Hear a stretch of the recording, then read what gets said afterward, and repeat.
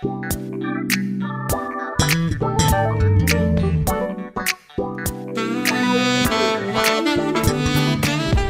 joined by an old friend that I've worked with many years, and that's Jill Weber, children's book illustrator, and her friend, Julie Solomon. So nice to meet you. She's the author of the book, Mutts Promise. I know you two had fun together making this book, writing this book, but it's a rather serious topic, one that I, as a parent and an animal activist, lover myself, quite frankly, had not come across, and that is the issue of puppy mills. And it's something that, you know, is almost pervasive in our society, but not talked about enough, obviously. Interestingly enough, the book didn't start off as a book about puppy mills. It's an adventure story about friendship and courage and having good humane values. And the puppies in the story had to be in danger. And I had thought of puppy mills because I'd seen a really good documentary made by a friend of mine about puppy mills that was on HBO. And so it was only after the book was finished that Jill and I got involved with the Humane Society, and were very pleased to find out that this story we had created really was quite in line with the values that they promote and with their campaign against puppy mills. So it was, I can't say that I started off with that as my intent, but we're just thrilled that that was the result. So, in other words, a happy coincidence nonetheless. Right. Exactly.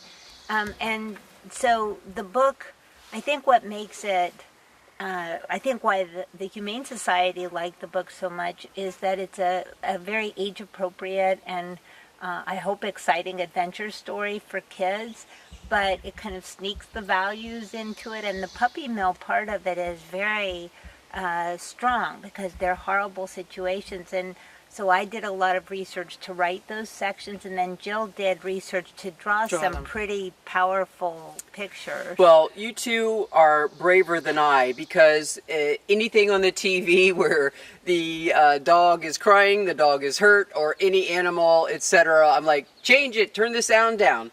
You had to face these things. Oh my gosh. Right on. I use Pinterest a lot for research, you know, where I can go through and just sort of gather a little scrapbook of reference material. And the material was so disturbing that I made it a private board because I didn't want anybody to see what I was looking at. That's how upsetting it was. How do you even begin the process as an artist?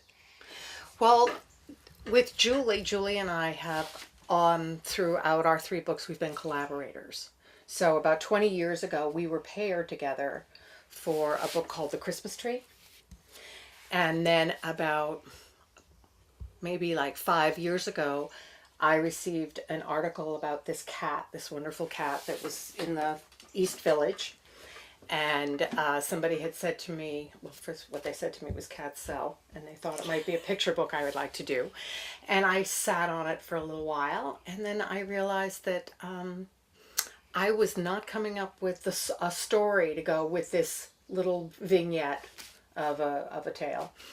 And I sent the article to Julie to see if she would be interested. We had not worked together in like 15 years. And we stayed friends. Of course. We became friends, you know, sort of over Never the stops. course. You know, her husband got my son his first job in New York. So, you know, we had a lot of overlap with our kids and stuff. And I think like a year later, this wonderful story showed up. And I took the summer putting together a proposal. And we have an agent. And we sold the book to Penguin Dial Books. And so while I was doing the artwork on Cat in the City, Julie, unbeknownst to me, was writing Mutts Promise. And I got the manuscript for Mutts Promise and fell in love with it. And that sort of, the Mutts Promise. And so that started. Some of those trees are in there. Some of my trees, for sure. The trees, the Christmas trees, absolutely. Seed of the trees. And so the way I started this book was the same way I started Cat in the City. Was I just drew pages and pages of cats. So had you been here A couple of weeks ago, my board was all full of dogs, my puppies, my dog, my big dog, other people's dogs, and that's how I just started putting together the art. In a chapter book, unlike a picture book, I have to stay true to the story, whereas a picture book, I'm allowed to kind of write some my license. own story, sort of an understory in pictures. You notice in a picture book that it doesn't say it's a red balloon. It just says it's a balloon. I might decide it's a red balloon. Whereas in this book, Good to know. yes, and in this book, in Cat in the City, the details, I sort of go through and I make a list and an outline of all the characteristics and what happens in each chapter, and then I start sketching it out. As being a novice, once upon a time watercolor artist, I'm looking at this going, Oh my God, this the is techniques have really changed, and I think I'm in love again. this is the most.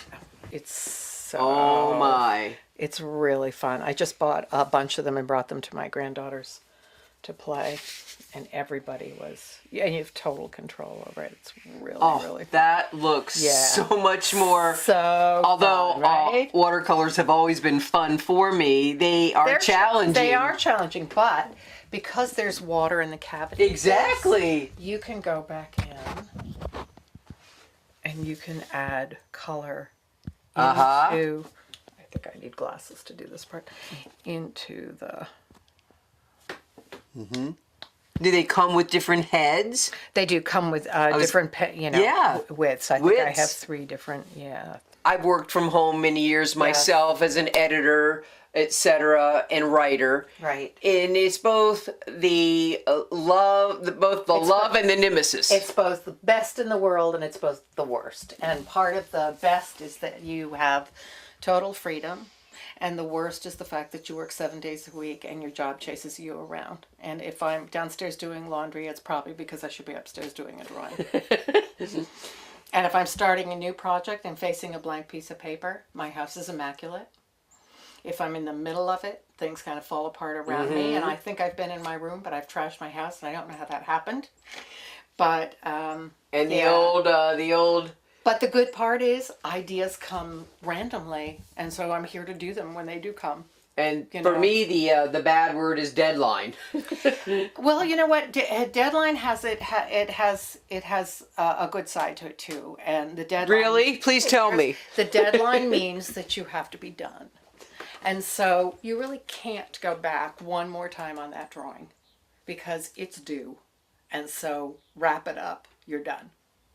My gosh, we love dogs. Man's best friend. Right. Right. So it's just counterintuitive that people would be raising them, but obviously it's financial. Right. It's only financial. It's only financial, and they use the puppy mills to breed more dogs, and it's totally financial. And it was interesting. We spoke to a bunch of school kids today here in New Hampshire, and one of the little girls raised a really interesting ethical question, because we were saying you shouldn't buy puppies from These pet pet stores shops. unless you know that it's a pet shop that's gotten the puppies in a humane and good way, whereas many pet shops get puppies from puppy mills.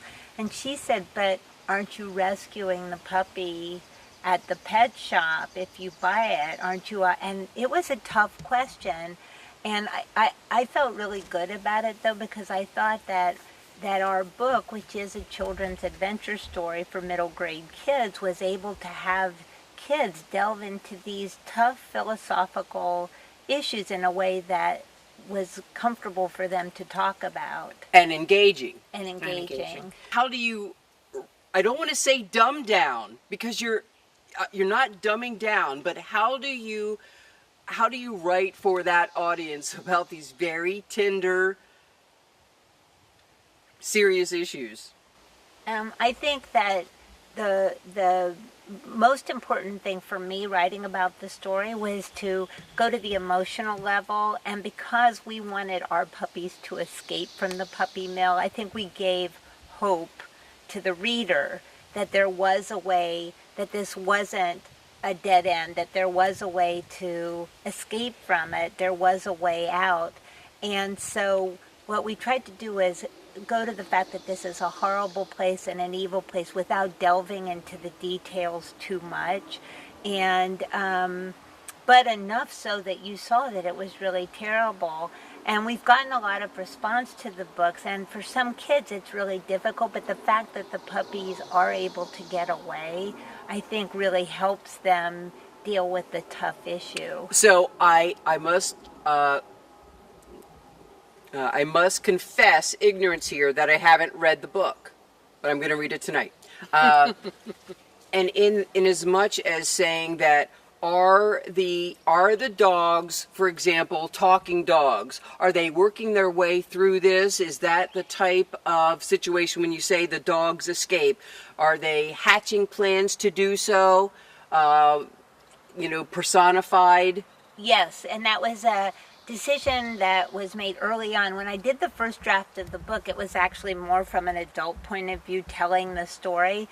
And the editor at Dial really encouraged me to say, no, do it from the dog's point of view, which I have to admit came very naturally to me very quickly, making me think I've spent too much time with my dog.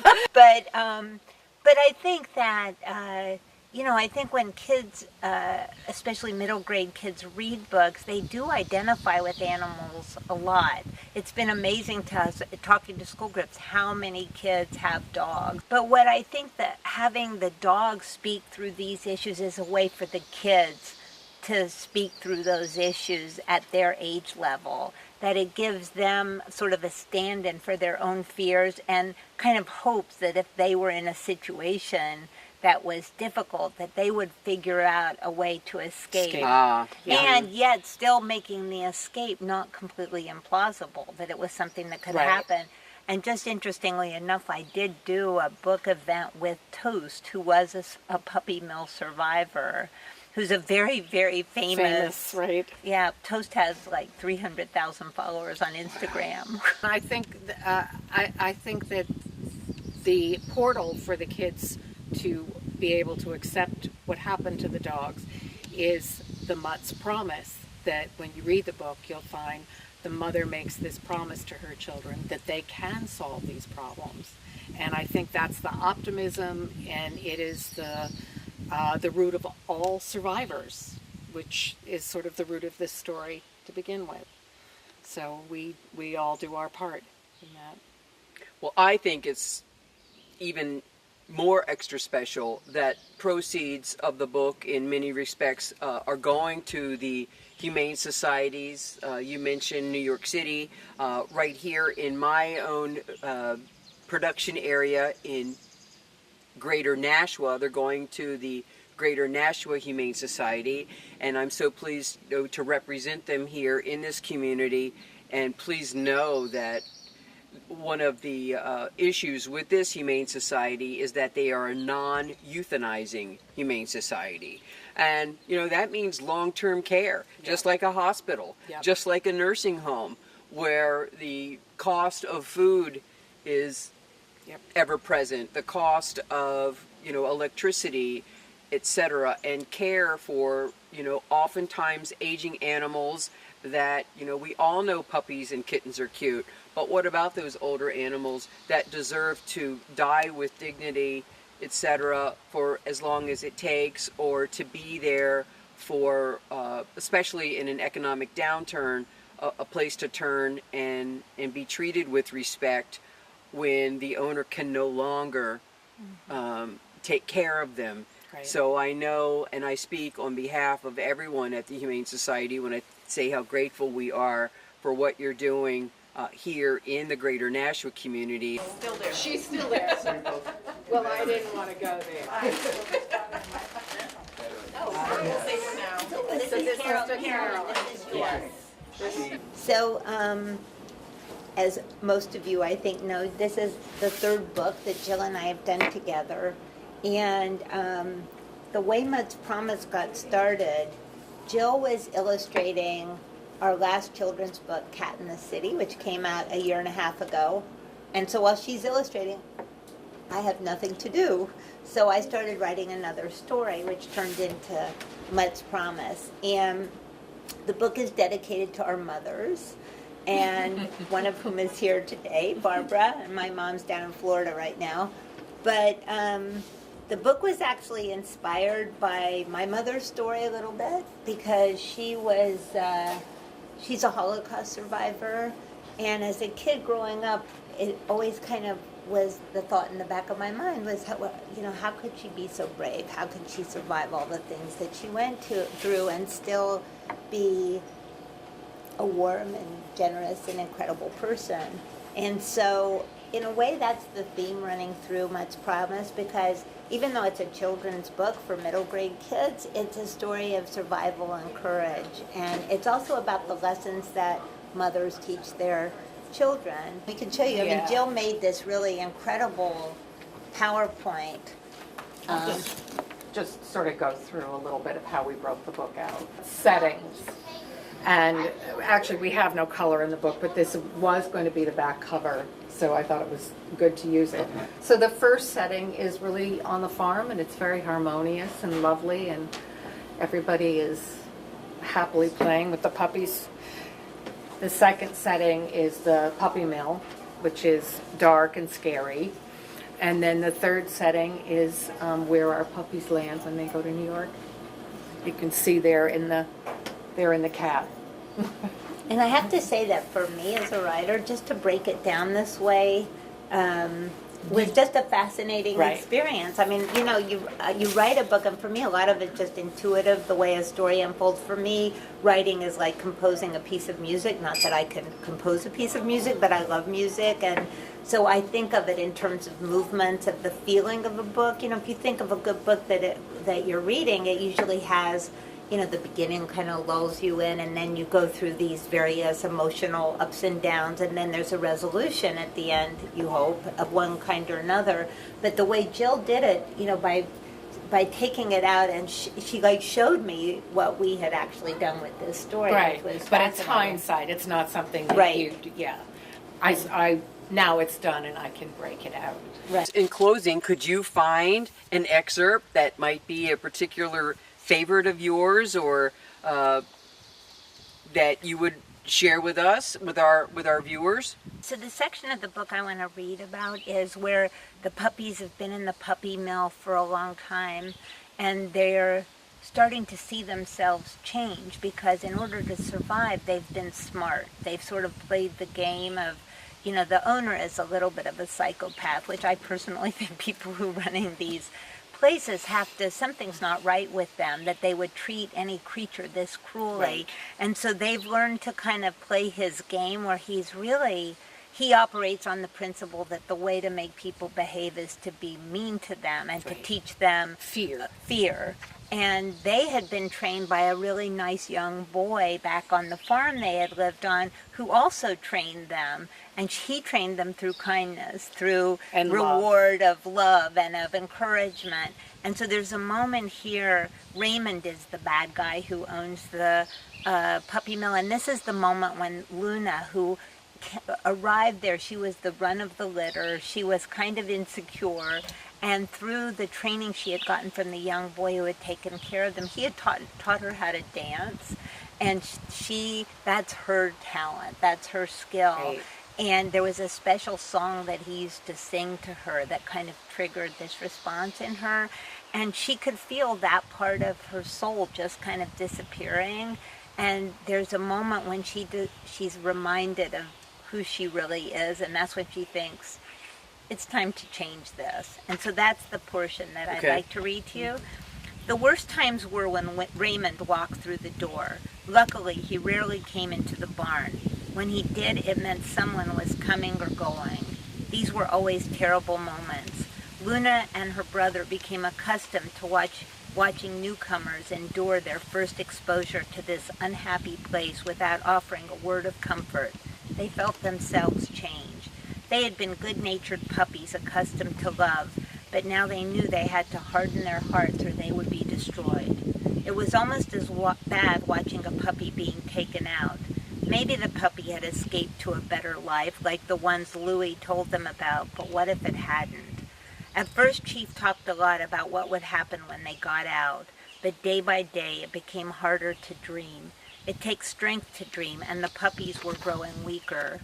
Then, quite by accident, Louis gave them back their strength. Louis is the young man who cleans the barn out, but is actually kind and tries to help them a little bit. He was working in the barn when he began to sing quietly to himself. When Luna heard Louis sing, she felt her feet begin to move. She had stopped thinking about their cozy haven under Gilbert's house, but now her feet were remembering for her. Only a few months had passed since those lovely days, but it seemed like forever. It hurt to think about what she had left behind, but it also reminded her of who she was. Chief, she said to her brother with remarkable assertiveness, considering her weakened condition, we have to get out of here. Perfect. Well, once again, I've been joined by Julie Solomon, the author of this great book, Mutt's Promise, illustrated by my friend Jill Weber, and it's been a real pleasure to meet you and to see you again. Thank you. Here in the beautiful quintessential New England hills of New Hampshire, and best of luck to you. Thank you. For a great book, and I think there's nothing more pleasurable or exciting as to make a living doing something you love and something that is good for society. So hats off to you. Thank you. Thank you. Now I get to meet the new puppy. Yes, you get to meet the new puppy. Hold on to your hat. I'll wait for Gordon to take down the tripod. Yes, yes.